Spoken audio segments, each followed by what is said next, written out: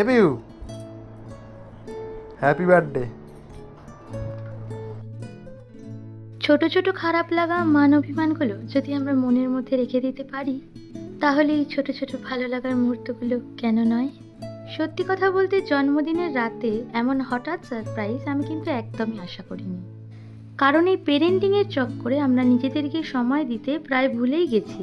আমাদের এখন পুরো সময়টাই এই ছোট্ট সোনাকে ঘিরে।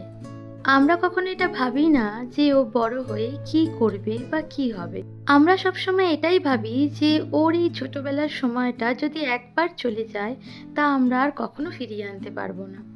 একটা মানুষকে গড়ে তোলা, বড় করা আমাদের কাছে সব থেকে গুরুত্বপূর্ণ বিষয়।